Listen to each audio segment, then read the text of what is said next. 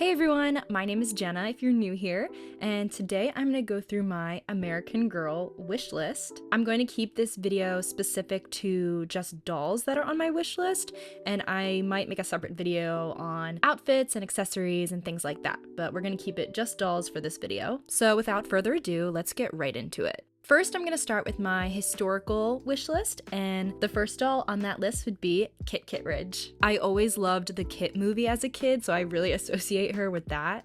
But I just love her hair. I love seeing people do little pigtails on her and other hairstyles. She just looks so cute.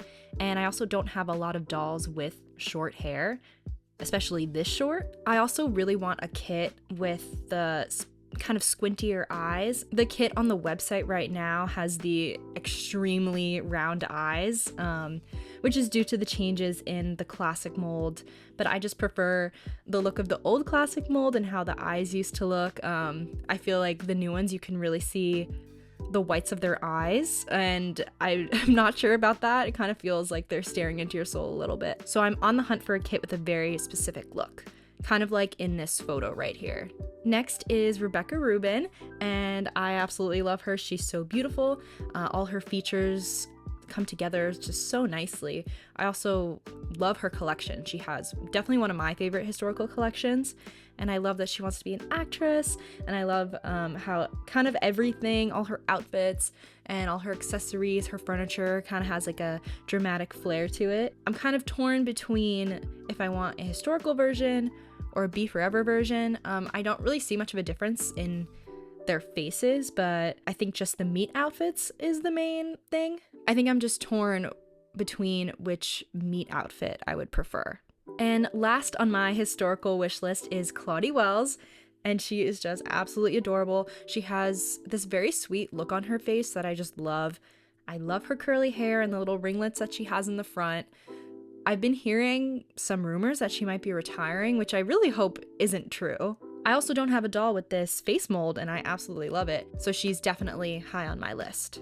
So now we're gonna get into the Girl of the Year dolls that are on my wish list. I have a lot of Girl of the Year dolls, specifically from 2001 to 2015, but I'm just missing a few. So the first one, who is not technically a Girl of the Year, but she is a Girl of the Year's best friend, and that is Sonali Matthews. She was one of Krissa's companion dolls back in 2009, and I already have Krissa and Gwen, so I just need Sonali to complete the trio. I mean, I think everybody wants this doll in their collection. She's so beautiful. She is obviously the originator of the Sonali mold, and I don't have a Sonali mold in my collection, so why not get the Sonali mold, obviously. I'm also not a fan of the changes that they made pretty recently to the Sonali mold, so I definitely prefer this version here. I have no idea when I would get this doll because she is so expensive, but I'm just gonna keep looking, and maybe a miracle will happen one day and I'll get her for a good deal. Next, we have Isabel Palmer. She is the Girl of the Year for 2014, and this doll has really grown on me. I really wasn't interested in her at all at first. I guess she is probably more basic looking compared to some of the other dolls that have some more unique features. She has pretty much the exact same face as Lainey, just with a different wig, I would say. But the more I've seen her on AGIG, the more I love her, and I actually think she's very beautiful and has a really sweet look. I also love that the pink hair extensions come out. Since I'm not too crazy about dolls with like the crazy colored hair or anything, but I love that you have the option with this one and it's not permanent. Yes, I love Isabel, and I have yet to watch her movie, and that's definitely on my watch list. And finally, for the Girl of the Year dolls on my wish list, we have Leah Clark. She is one of the most stunning dolls I've ever seen in my life.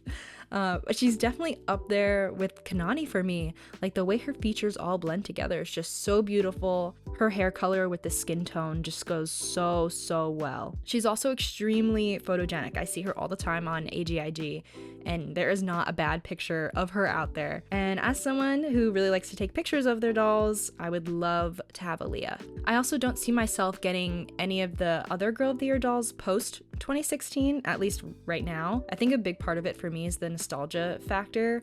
So I really do kind of prefer the earlier Girl of the Year dolls, just in general, just because that's what I remember growing up. So no plans on getting any Girl of the Year dolls post 2016, but you never know what might happen. And lastly, these are the Truly Me dolls that I have on my wish list. Warning, there's a lot of redheads on this list just because I don't have a lot of redheads in my collection, and I feel like I really need to add some more in there. So first on my Truly Me wish list is Truly Me number 5 with the auburn kind of hair with brown eyes, or Truly Me 14 with the dark brown hair and blue eyes, or Truly Me 17 with the auburn hair and blue eyes. And the reason I say or is because I don't see myself needing to have all 3 of them just because they look pretty similar with the bangs and the classic mold. But I do really love the look of these early Truly Me dolls with the bangs. Specifically this era of bangs that I have in the photos right here,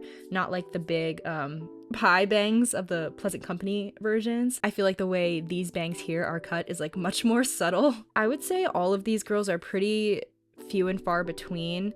They're not the easiest to find, especially because I'm narrowing my search to this specific kind of wig. But yes, I would love to have one of these girls one day. Next, we have Truly Me 21. And like I said with Sonali, I think literally everybody wants this doll. She's just like kind of perfect. The red hair with the pin curls and I believe the eyes are hazel.